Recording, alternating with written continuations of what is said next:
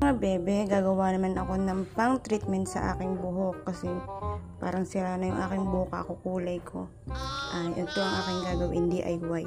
Dato puti na suka, cream silk na 2, then aloe vera.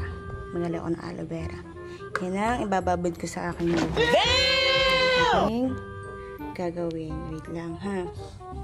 Maglalagay ako ng cream silk. 2 ito. Dahil laging sinasabi sa akin ng customer ko, sunog na daw yung buhok nila, dry na, matigas. Sabi ko, para wala ng gastos at hindi na magbayad sa akin, aking mga customer, pinagaganito ko na lang sila. Pinagbababad ko sila ng 30 minutes to 45 minutes. Mas maganda nga matagal sa iyong buhok para sip-sip nung iyong buhok yung nakababad na treatment. Yan, nilagay ko na. Tapos, halagyan ko ng suka. Dato puti ang nilagay ko. 2 kutsara lang. 1, 2. Yan. Pero mas gusto ko ay 3. Makapal-kapal kasi yung aking buhok. Yan. Okay. Then, lalagyan ko ng, dahil may aloe vera ako, na binili ko sa Shopee, yan, lalagyan ko ng 1 kutsara. Yan. 1 kutsara lang ha. Lalagyan ko pa ng konti. Dahil hindi man ako nagtitipid. Joke. Yan. Palagi-lagi sinasabi ng aking mga customer, ako naman na i-treatment mo, i-hot oil.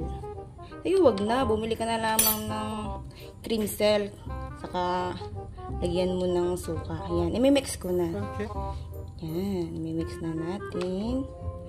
Mga bebe. Bilang magre-reband ng inyong mga buhok para makatipid at hindi na kayo magbayad, honey. Charot. Para kayo magpabayad, honey. Ganyan lang. Para makakamura kayo. Halu-haluin mo lang. Mix mo lang. Yan. Tapos, pagkatapos nito, na-mix mo na lahat yung cream silk, 2 cream silk, suka, saka nilagyan ko ng aloe vera. Pero, kung wala kayong aloe vera sa bahay, okay lang. Cream silk, 2 cream silk lang, saka suka, i-mix ninyo, ibabad ninyo sa inyong buhok ng mga 45 minutes, then maligo. Pag nababad mo na ng 45 minutes, pag gusto mo nang maligo ka na. Tapos, wala ka na ilalagay na kahit ano, tapos patuyuin mo na lang para ka ng ini-hot oil o treatment. Ganun yun. Pare-pareho lang naman yun. Diba? Yan. Ibababad ko na to sa aking buhok. Ayan, ito na yung cream silk at suka. Tapos nilagyan ko ng aloe vera. Nalagay ko sa aking buhok na napakaganda. And ibababad ko ng 45 minutes o kaya 1 oras. Diba? Para maganda. Ang aking buhok. Ito lagi ang sinasabi ko sa aking mga customer o kaya yung mga nagpapa-hot oil. Kasi sinabi, Jess, i-hot oil mo naman ako. Sabihin ko, ay mom,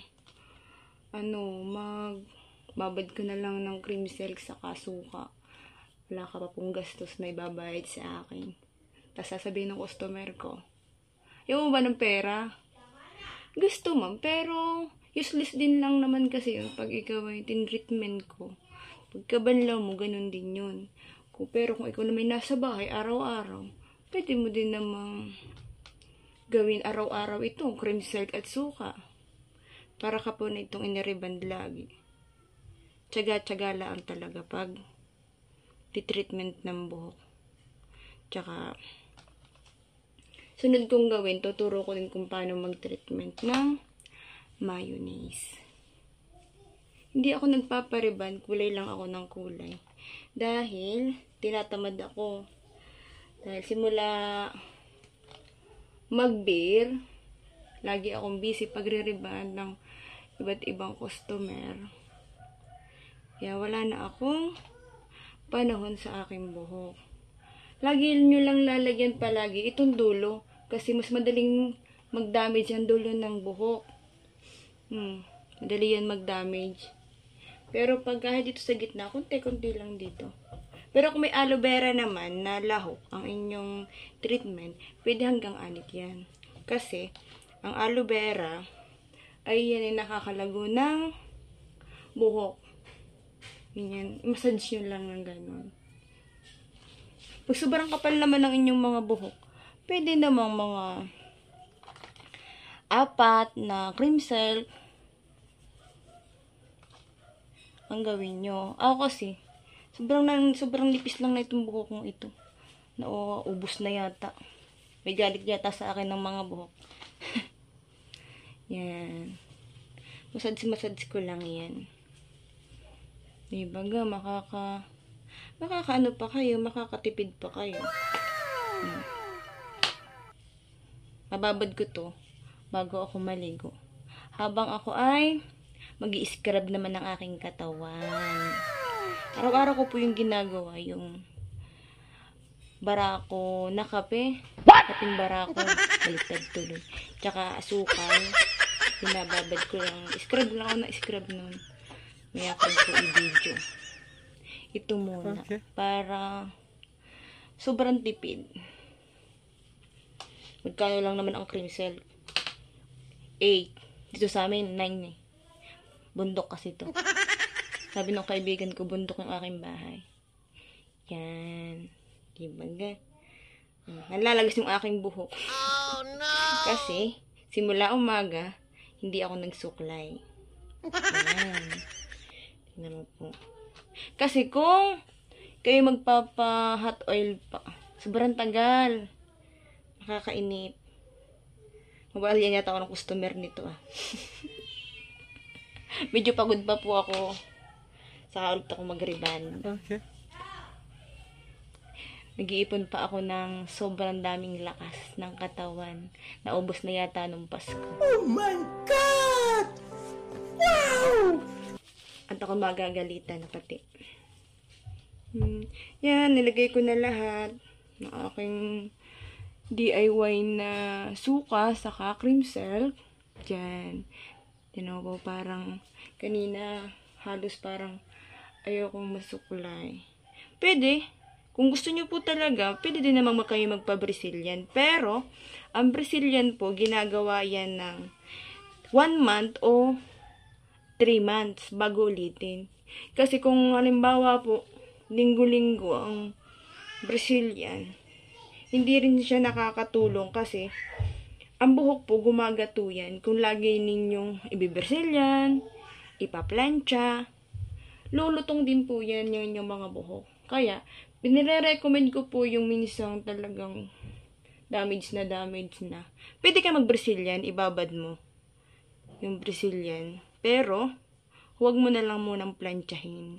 Pag yung sobrang damage na yung buhok mo at feeling mo'y rubberize na, huwag mo na lang planchahin yung iyong buhok.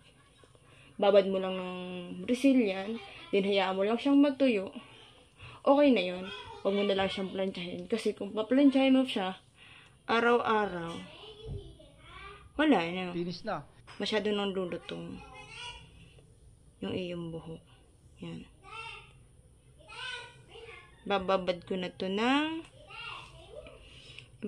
na po itong aking buhok ng 45 minutes. Thank you po sa panunood mga bebe. Sana'y nakapanood kayo ng nakakatipid na hair treatment. Bye-bye! Panood ko na.